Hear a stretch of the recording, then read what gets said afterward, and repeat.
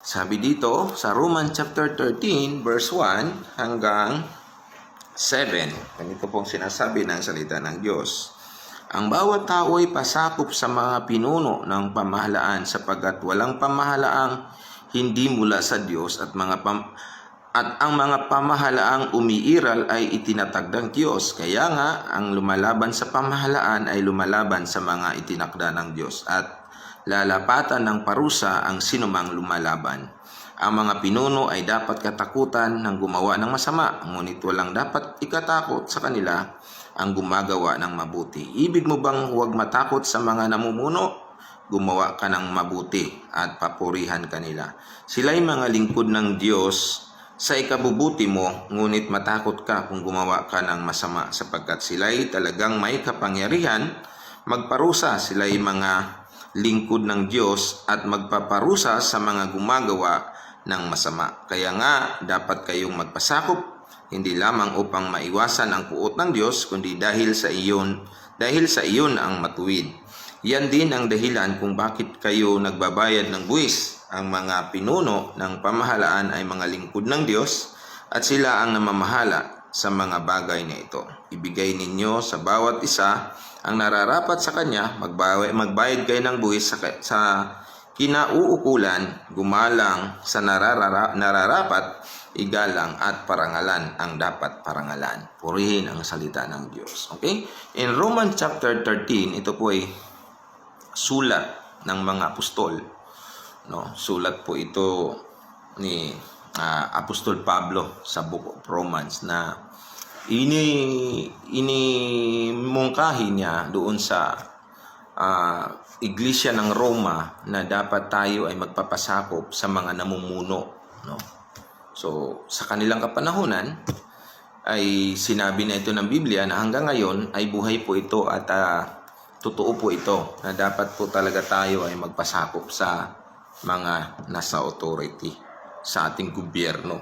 Bagamat ang ating gobyerno ay mayroong tinatawag na oposisyon at mayroong administrasyon, dapat kung ano ang sinabi doon sa pinaka-pinuno natin, like President Duterte, sundin natin yon kasi siya po ang leader ng bansa natin. Pag sinabi niya na anong gagawin ng mamamayan, gawin po natin para matiwasay. Kasi nga, sabi ng Biblia, pag walang leader, magulo po ang bansa natin. Amen? Naniniwala po ba kayo? Without the leadership, magulo. Sa pamilya lang ha, example ko lang po mga kapatid. Doon na tayo kukuha ng isang ihimplo sa loob ng tahanan. Kung ang pamilya mo, wala yung magulang at walang magli-lead, walang magulang na tumatayo sa isang sambayanan, sa palagay nyo, makapag-aral ba ang mga bata? Maayos bang kanyang pamilya? Di ba hindi? Pariwara. Kung tawagin na is broken family. Walang gobyerno Walang magulang na nagdidikta, walang magulang na nagmumonitor. No? Kaya maraming broken family kasi walang leader, walang tumatayong magulang sa loob ng tahanan. Now, ganon din po sa ating bansa, mga kapatid. Kung wala yung ating mga pangulo, wala yung mga mayor, wala yung mga kapitan, wala yung mga congressman, wala yung mga tinatawag na senador hanggang presidente. Kung wala yung mga tao na yan, magulo po ang ating bansa. Now, ang tanong ko dito, baka siguro sasabihin mo, Pastor, paano ko irerespeto ang taong korap o isang taong hindi ka re-respeto? Hindi po yun usapan dito. Ang usapan po natin kailangan natin magpasakop sa kanila sapagkat sila po ang mga leader. Now, kung hindi man nila ginagawa yung kanilang tungkulin, pananagutan nila yung sa Diyos. Kasi lahat naman tayo individual. Kahit yung taong naglalakad sa kalsada na isang taong pulubi at yung isang taong mayaman, isang taong politiko, kaharap po lahat yan sa Diyos. No? Sa dulo ng buhay nila, haharap po sila sa Panginoon. No? Hindi na issue yon. Ang issue dito ay paano tayo magpasakop. Kasi haharap din naman sila sa Diyos Ang malaga, ikaw na individual ay gumawa ka ng kaukulang pagpapasakop sa ating mga leader. Ayan. Kasi haharap ka tayo sa Diyos. Sinabi dito na submit the authority tapos hindi tayo nagpapasakop. Di ba? So, ikaw na mamamayang Pilipino, ikaw na isang taong nakakaintindi sa batas ng Pilipinas, dapat we need to submit. Okay? bilang Kristiyano, lalo na kasi nga Kristiyano tayo. Nasa leader na yon kung paano siya magmamanage, pero kung siya'y kurap o kaya siya may masama, ay pananagutan niya sa Panginoon yon. Hindi natin pananagutan yon kasi itinalaga sila ng Diyos, binuto sila ng tao, ayusin nila ang buhay nila. Ngayon kung hindi nila inayos, again, pananagutan niya nila ng ating Panginoon. Okay, babasya. Pag-aralan lang po natin paano po ba tayo magpasakop at bakit tayo magpapasakop. Kasi nga, submission po yung ating topic. Sabi dito, ang bawat tao ay pasakop sa mga pinuno. Ikaw at ako, mahirap o mayaman, may profesional o hindi profesional, kailangan natin magpasakop sa ating government. Kasi sabi ng Biblia, ang bawat tao ay pasakop sa mga pinuno ng pamahalaan. Pamahalaan yung gobyerno. Kasi ang gobyerno ay tayo, mga tao. No, mayroong itatalaga ang Diyos dyan na bilang leader, na kung saan, kung ano ang sasabihin ng leader na ito, kailangan natin sumunod. Kasi nga, itinalaga sila ng Diyos. Sapagkat walang pamahalaang hindi mula sa Diyos. No? Lahat po yan, pinanggagalingan dyan ay Diyos. No? At ang mga pamahalaang umiiral ay itinatag ng Diyos. Ang Diyos pala ang nagtatag dyan, mga kapatid. Hindi tayo, hindi yung mga tao, hindi yung mga nasa batasan. Bagamat merong isang kapulungan, pero wisdom yan ng Diyos. Ang Diyos ang nagbigay ng talino, karunungan ng tao, para mayroong tinatawag na pagtatalaga. So, ang Diyos ang nagtalaga ng mga leader na kung saan siyang nagbigay ng talino, sapagkat kung walang wisdom, walang gobyerno. Kung walang gobyerno, magulo ang tao. Kaya ang Diyos nagtalaga ng mga taong may karunungan na pwedeng humawak ng isang gobyerno na kung saan nandito tayo. So, hindi po tao ang gumagawa dyan. Ang Diyos po ang gumagawa dyan. Batay sa nakasulat sa salita ng Panginoon. Dahil wala daw gobyerno, walang pamunuan na hindi itinalaga ng Diyos. Sa ayaw mo sa hindi, sa isang taong namumuno, kailangan mong magpasakop kung naniniwala kang may Diyos. Kasi nga, ang Diyos ang nagtatalaga ng bawat leader sa ating bansa. Amen? Pag sinabing stay at home, we need to stay at home. Kung sinabing bawal, talagang gawin natin ang nararapat. Kasi nga, ito ang sabi ng gobyerno mapapahamak po tayo. Na kung babalikan natin at hindi tayo nagpapasakop, walang mangyayari sa ating bansa. Na kung ang issue naman mga kapatid, walang na makain, kailangan kong lumabas. So mayroon naman tayo mga tinatawag na quarantine pass, di ba? So, kailangan i-present mo yun kasi yun yan din ang mungkahi ng gobyerno. Kailangan meron tayong mga ganitong requirements. Okay? So, purihin ang Panginoon. Sapat ang biyaya ng Diyos para tayo tulungan, pero kailangan natin magtulungan para mapagtagumpayan natin yung tinatawag na problema ng bansa natin. Okay, in verse 2, sabi dito, Kaya nga, ang kung lumalaban sa pamahalaan ay lumalaban sa mga itinakda ng Diyos at lalapatan ng parusa ang sinumang lumalaban. No? Kapag ikaw ay against sa government at nilalabanan mo ang gobyerno, may karapatan ang gobyernong parusahan ka kasi sabi ng Biblia nga, ang lumalaban sa gobyerno ay parurusahan. Kahit si Pablo, kahit yung mga apostol, nagsasabi na kailangan natin magpasakop. Kasi kung hindi tayo magpasakop sa ating gobyerno, ang gobyerno ay pinahintulutan ng Diyos kasi nga itinalaga yan ng Diyos para may kaayusan. Kasi kung lahat ng tao ay magre-rebelde, ang gagawin ng gobyerno ay gagamitin niya ang kanyang batas. Na kung saan lahat ng taong against sa gobyerno ay parurusahan niya. Kaya mayroong nakukulong. Kasi gumawa siya ng kasalanan sa batas ng lupa, di ba? Sabi ng Panginoon, ang anumang ipahintulot dito sa lupa ay pinahintulot ko rin sa langit. Anumang pinagbabawal dito sa lupa ay pinagbabawal ko rin sa langit. So lahat yan, Diyos ang pinagmulan. Hindi po yung kathang isip lang ng tao. Kaya nga, bilang tao, bilang mamamayan, baguhin natin yung ating mga isipan na kailangan natin magsuportahan, kailangan natin magpasakop. Sapagkat kapag hindi tayo magpasakop pala, sabi ng gobyerno, parurusahan po tayo. Meron silang karapatang magparusa. Posible kang makulong, posible kang kakasuhan. Bawa ako bilang pastor, pag hindi ko sundin itong sinabi na social distance po at mayroong magsumbong sa akin sa komunidad, posible akong idemanda o makulong ng gobyerno, no? Kasi nga, batas po ito ng Pilipinas. Now, sa spiritual, kung sabihin malalalim ang faith ko, sasabihin ko na hindi kami matatamaan ng COVID, mag-service pa rin ako, is rebuildi po yun, no?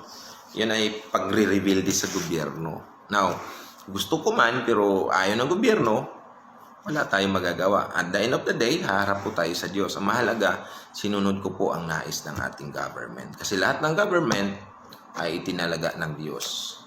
Amen po ba? Ngayon sabi dito in verse 2, kaya nga ang lumalaban sa pamahalaan ay lumalaban sa mga itinakda ng Diyos, lalapatan ng parusa ang sinumang lumalaban. Okay? Kaya yung mga lumalaban sa gobyerno, alam nyo naman yun, kung sino sila, di ba? Yung mga nagrarally, no? So, nakakalungkot na marami po tayong kapwa Pilipino na talagang ayaw magpasakop, pero hindi natin sila pwedeng husgahan din naman sapagkat bunga ng kanilang mga kahirapan ng buhay. Hindi mo rin sila masisisi. But again and again, ang hindi marunong magpasakop sa gobyerno ay mayroong kaukulang parusa base sa salita ng Diyos. In verse 3, sabi dito, ang mga pinuno ay dapat katakutan ng gumagawa ng masama. Dapat matakot po tayo sa mga leader natin. Hindi dahil katakutan sila, dahil nakakatakot sila. Hindi, katakutan natin silang gumawa ng kasalanan. Hindi tayo dapat matakot sa kanila kapag tayo ay gumagawa ng mabuti. Once na nakagawa tayo ng kasalanan, sabi nga, doon natin sila katakutan. Kasi sabi dito, ang mga pinuno ay dapat katakutan ng gumawa ng masama. Ang natatakot lang sa gobyerno ay ito yung mga taong gumagawa ng mga illegal. Kasi gumawa ka ng masama gumawa ka ng nag-disobey ka sa batas Yun, dapat matakot tayo doon. Pero kung wala ka namang ginawang kasalanan, hindi ka dapat matakot sa ating gobyerno. Kasi ang gobyerno ay nangangalaga sa lipunan. Siya yung security natin. Mahimbing ang tulog natin kapag walang mga masasamang tao. Okay? Kailan lang, di ba, yung ginawa ng ating mahal na Pangulo, yung war on drugs, 'di ba? Kung hindi niya ginawa 'yon, malamang magigising tayo isang umaga, adik na yung mga anak natin, 'di ba? So sa isang banda, nagkakaroon ng cleansing, no? Pero pananagutan ng gobyerno 'yon kung lumabi sila sa kanilang ginawang authority, no? Kasi nga nasa gobyerno sila, itinalaga po sila ng Diyos, pero kung nilabis nila yung kanilang authority at meron silang sinaktan na mga taong mga inosente, hindi natin sila pwedeng husgahan. May Diyos po ang nakalam sa mga bagay na yan. Amen po mga kapatid. Sana naintindihan nyo Bilang pastor, ito lang po yung aking masasabi na sa panahong ito, dapat tayo mag-submit sa ating gobyerno. We need to submit sa ating government. Dahil kung hindi, mauubos po tayo sa COVID-19. Isa pa, kung hindi po tayo magpapasakop, mahahawa po tayo, di ba po? So napakahalaga na maintindihan natin ito. Huwag tayong maging kampante, huwag tayong maging matigas ang ulo. Kailangan maging masunurin din po tayo. Okay, in verse 4, sabi dito. In verse 3, sorry. Ang mga pinuno ay dapat katakutan ng gumagawa ng masama, ngunit walang dapat ikatakot sa kanila ang gumagawa ng mabuti. Ibig mo bang huwag matakot sa pamumuno? Gumawa ka ng mabuti at pararangalan kanila. Di ba? Ang gobyerno naman ay meron po silang mga meron din po silang mga reward sa mga taong gumagawa ng mabuti, 'di ba? Merong mga ganun yung mga taong gumagawa ng mabuti, pinaparangalan nila. Kailan lang si Yorme sa Maynila, yung isang manggagawa nila na hinabol yung snatcher at binigyan niya ng 100,000 ba yon reward. So yan, mga ganong senaryo. Pag gumawa ka ng mabuti naman, hindi lang sa ganon, Hindi lang ganong senaryo, tumulong ka sa kapwa mo at napansin ka ng gobyerno, napansin ka ng leader, ina-acknowledge din naman nila yon. Kung gusto mo daw wag matakot, gumawa ka ng mabuti sapagkat pararangalan ka pa nila. Diba?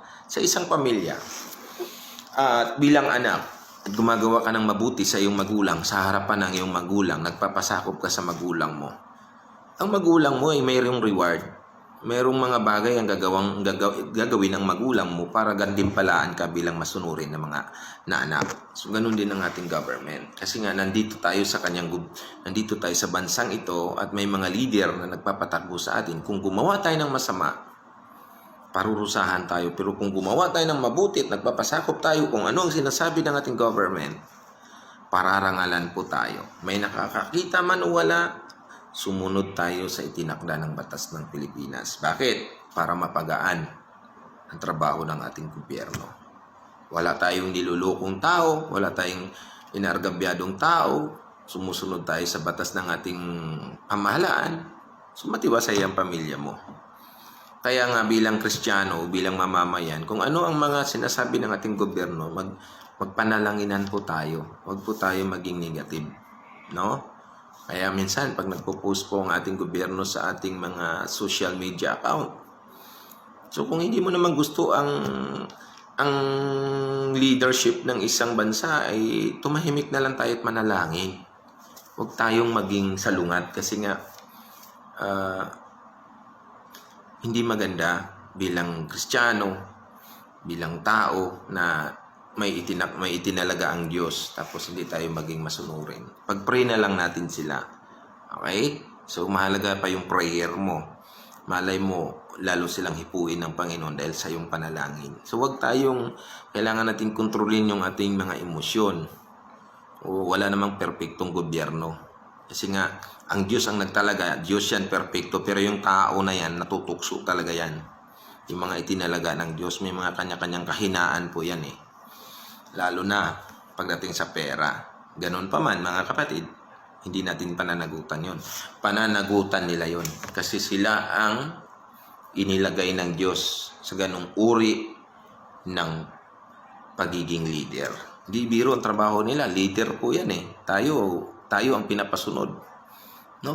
Iisa lang sila. 2, 3, 4, 5, 6, hanggang ilan man sila. 24 senators. Pero ilang milyon ang Pilipino, mga kapatid. Ilang ang sumasalungat sa kanila. Tapos isa ka pa doon. Tingin nyo, madali bang ipatakbo ang bansa natin? Hindi. Mahirap. Kaya bilang mamamayan ng Pilipinas na nakakaalam sa katotohanan, kailangan natin magpasakop para walang gulo ang bansa natin, aasinso ang bansa natin. Tingnan mo yung mga bansang yung kanilang mamamayan ay nagpapasakop. Mayayaman sila, di ba? Progreso. No, hindi ko na babanggitin yung mga bansa, alam niyo siguro yon kung anong mga bansa na yan. Research po kayo. Anong mga bansa, okay? So, umuunlad sila dahil sa kanilang pagsunod sa kanilang gobyerno. Kung sinong itinalaga, nag-uubi lahat ng mga tao. So, pinagpapala sila. Kasi ang susi ng kasaganaan ng bansa ay yung submission. Nagpapasakop yung kanyang mamamayan. Para ang mga leader nakapag-isip ng tama, mayroon silang tinatawag na vision and mission sa bansa natin. Pag ang mga tao ay hindi nagpapasakop, hindi nila masundan yung tinatawag na tinatahak ng ating bansa. Okay? Kahit sinong talaga, no? Ako bilang pastor, kahit sinong ilagay diyan, kahit sinong presidente, kailangan kong magpasakop sa kanila. Kasi yun ang sinasabi ng Biblia. Okay? Purihin ng Panginoon. Sabi dito, itinalaga sila ng Diyos eh. Ang Diyos ang naglagay sa kanila eh. Bagamat binuto natin sila, kalooban ng Diyos na sila'y manalo. Marami alam mo yan. Baka hindi mo alam yung kapatid. Niloob ng Diyos, sabi ng Biblia, ang gobyerno ay itinalaga ng Diyos ang mga tao. Kahit hindi mo gusto yan at yan ang nanalo, yan ang gusto ng Panginoon sa bansa natin. Amen po ba? Okay, sabi dito, sila'y mga lingkod ng Diyos na ikabubuti mo, ngunit matakot ka kung gumawa ka ng masama, sapagkat sila'y talagang may kapangyarihang magparusa. Okay, inulit niya. Sila'y mga lingkod ng Diyos at magpaparusa sa mga gumagawa ng masama. Mga man of God po sila. Mga servant of God po sila. Especially sa ating mahal na Pangulo. Servant po yan. Lingkod ng Diyos yan. Kung nilabag mo ang kanyang sinasabi, lumabag ka sa lingkod ng Diyos at mabigat ang parusa natin dyan. Kung sila naman ay lumabag sa kanyang pagiging Pangulo at inaabuso niya ito, pananagutan niya yan sa Panginoon kasi hindi niya nagampanan, hindi niya inayos yung kanyang pagiging leader. Kung naging kurap man siya, halimbawa, no? Pananagutan niya sa Panginoon yan. Kasi lahat tayo haharap sa Diyos eh. Sabi ng Biblia eh, sa huling panahon, haharap ang lahat ng tao, hari man o alipin sa harapan ng ating Panginoong Jesucristo. Kaya sa paningin mo'y ang ating bansa ay hindi kaya-aya dahil sa mga leader natin ay hindi maayos yung pagpapatakbo, hindi natin pananagutan yon. Ang pananagutan natin bilang individual na mga tao na namumuhay dito sa bansang ito. Kung tama ang iyong buhay at nagpapasakop ka sa ating gobyerno at nag-uubi ka kay Lord, talagang tinanggap mo si Kristo bilang Panginoon ang buhay mo at namuhay ka sa kanyang pag-ibig, ikaw ay kasiyahan ng Diyos. Amen? Sabi dito, in verse 5, kaya nga, dapat kayong pasakop hindi lamang upang maiwasan ang puot ng Diyos, kundi dahil sa iyon ang nararapat. Okay? Ganda, oh. Kaya nga dapat kayong pasakop hindi lamang upang maiwasan ang puot ng Diyos, kundi yun ang nararapat. Nararapat? Galing ng Panginoon. Hindi dahil, sabi niya, kaya nga kayong magpasakop dahil yun ang nararapat. Hindi dahil ayaw mo sa isang leader, hindi dahil hindi nanalo yung sinasuportahan mo, dahil yun ang nararapat na italaga ng Diyos. Yun talaga, siya talaga ang itinalaga ng Diyos. No? Kaya ang Biblia, kung magbabasa po tayo ng Bible, lahat ng tanong natin nasa Biblia ho eh. Basahin mo sa Romans 13, ang pamumuno, ang mga leader ay dapat igalang, ay dapat sundin, sapagkat kung hindi natin sila sundin, may karapatan silang magparusa sa atin. Purihin ang Diyos. No? Iyan din ang dahilan kung bakit kayo nagbabayad ng buwis. Di ba? Kaya tayo nagbabayad ng buwis. Kasi kung wala yung tax na yan, wala pong gagastusin ng ating gobyerno. Paano po makapagpatayo ng kalsada, ng tulay, ng mga project, mga eskwelahan. Kaya tayo nagbabayad din ng buwis kasi nga ang gobyerno pong nagmamanage dyan. May mga kanya-kanyang department, di ba? Mayroong DPWH, mayroong sa DSWD. So, ang dami pong mga allocation ng budget kaya tayo nagbabayad ng buwis, di ba? Sa school, sa mga pamantasan naman, di ba?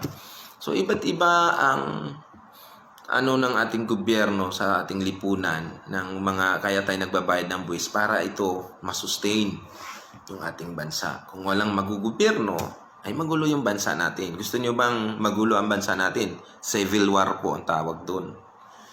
Kanya-kanyang gobyerno. Gobyerno ng komunista. Kumbaga, gobyerno ng mga hindi nagpapasakop. Di ba ang gulo nun? Sipin nyo lang kung gaano kagulo. Kung hindi nagpapasakop mga Pilipino, tapos walang gobyerno. Atayan doon, nakawan dito. Wala ng gobyerno eh. Sino mga wala ng gobyerno? Rip doon, droga dito. Pagsamot-saring paglabag ang mangyayari sa ating bansa, hindi tayo makatulog mga kapatid. Kawawa yung mga anak natin. No? Sa panahong ito, kailangan higit sa lahat, kailangan natin magpasakop sa ating gobyerno. Sinabing ng gobyerno, huwag kayong umalis, di huwag kayong umalis. Mag-pray tayo at ang pagkain, ang tipid, di ba? Survive nga yung World War III, ilang taon yon, ang gera, di ba? So, kunting tipid, kunting tiyaga, maayos din yan. Naalala ko yung tagutom doon sa Egypt, mga kapatid. 7 years of famine. Siguro nabasa mo yung panahon ni Joseph. No? Yung natupad yung kanyang dream. Yung 7 taon na tagutom at 7 taong nakasaganaan doon sa Ehipto. Nagtanim sila sa loob ng 7 taon. Tapos dumating yung famine, yung tagutom. 7 taon, tagutom ha. Hindi alam ng mundo kung saan sila kukuha ng pagkain. Bukod tangi sa Egypt lang ang mabibiling trigo at that time. Pero hindi sila pinabayaan ng Diyos. Marami pa rin nakakabiling trigo doon sa Ehipto dahil sa may lingkod ng Diyos na itinalaga as a leader na magmamanage sa pagkain. Di ba? May ilang buwan lang ito, 2 linggo lang, 3 linggo, 1 linggo, grabe tayo kung makapagpanik para tayong mamamatay na, pero hindi naman yun. Gusto lang natin ng expression sa atin, nagpapagulo lang po tayo sa Facebook. No, kaya hindi maganda po mga kapatid. No? Hindi tayo gugutumin ng Panginoon. Hindi tayo gugutumin ng Panginoon. Isip mo lang yon, tsaka laman mo yon. Nakikialam lang tayo sa trending ng istorya ng ating lipunan. So, gagawin mo lang, mag-pray. You need to be silent na lang. Tahimik ka na lang at manalangin. Lord, guide mo ako. Saan ako kukuha ng food? Mahirap din umasa sa tao, kay Lord lang. Ang malaga, wala ka nilabag. At papasakop ka sa nais ng ating government at sa nais ng Diyos kasi nga itinalaga sila ng Diyos. Hindi tayo pababayaan ng Panginoon. Never, hindi tayo pababayaan ng Panginoon. Basta meron kang Panginoon. Kung kilala mo ang Diyos mo, kapatid, kung hindi, struggle ang buhay mo. Ako kilala ko ang Diyos ko. Ang Diyos na aking pinaglilingkuran, ang Diyos na may likha ng langit at lupa. Kailanman hindi niya tayo pababayaan. Sana masundan mo po ako. Okay? To God be the glory. Iyan din ang dahilan kung bakit kayo nagbabayad ng buwis at ang mga pinuno ng pamahalaan ay lingkod ng Diyos at sila ang namamahala sa mga bagay na ito. Ibigay ninyo sa bawat isa ang nararapat sa kanya. Magbayad kayo ng buwis sa kinaukulan, gumalang at nararapat na igalang at parangalan ang dapat parangalan. Okay? Nararapat, deserving nila na igalang natin sila. Yung ating mga kapulisan, igalang natin sila. Yung ating mga checkpoint, igalang natin sila. Huwag natin silang pahirapan. Mahirap ang trabaho nila, mga kapatid. Sana nakakarinig ka dito. Aking Bible study, maiksi lamang ito pero mabigat po ito, mga kapatid. Mabigat po itong mensaheng ito. Lalo na sa panahon natin ngayon. Number 1, submit the authority. Submit. Magpasakop ka. Pangalawa, irespeto natin sila. Respeto ba? Para lalo silang ma-inspire naman sa pagtatrabaho. At sumunod. Iyan. Sumunod daw. Sumunod sa nais nilang ipapagawa sa atin. Kahit sa sityo, barangay natin, respeto tayo sa kanila. Barangay chairman natin, respeto natin sila. Barangay purok chairman natin, respeto natin sila. Kasi nga, nasa gobyerno po yan sila. Barangay tanod, respeto natin sila. Pastor, hindi ka respeto mo sila. Irespeto mo sila. Kasi yun ang nararapat. No? Bigyan natin sila ng lakas ng loob. Purihin ang Panginoon. Salamat po ngayong gabi at nawa mayroon po tayong naintindihan sa salita ng Diyos at tayo manalangin sa ating bansa at sa ating pamilya. Panginoon, salamat po sa gabing ito na kami po ay nagkakaroon ng panibagong Bible study sa aming pamumuno ng bansang Pilipinas. Ikaw pong nakakaalam sa aming mga leader. Thank you, Lord, sa aming mahal na Pangulo, aming mga senadors, aming mga congressman, aming mga mayors, aming mga barangay captain, aming mga barangay kagawad. Lahat sila ay itinalaga mo sa bansang ito. Patuloy mo po sila bigyan ng katalinuhan, karunungan na ayon sa iyong salita, Panginoon. Ganyan po ang aming mga frontliners, ang aming mga doktor, mga pulis, ang aming mga nurse, ang aming mga MMDA. Patuloy kong nilalapit sila sa iyo. Lahat ng nasa grocery store, bless mo sila, Panginoon. Proteksyonan mo po sila sa buo naming pamilya. Thank you din sa aming sambayanan, sa bawat Pilipino, naway magpasako kaming lahat. Napakabuti mo. In Jesus' name we pray. Amen. God bless po. Salamat po sa inyong pakikinig at sa linggo meron po tayong live stream. Meron po tayong mga online Bible study. Kung gusto niyo po makinig, subaybayan niyo po sa aking Facebook account. Please po, share niyo lang po at saka i-comment po ang ating mga napag-aralan. God bless po.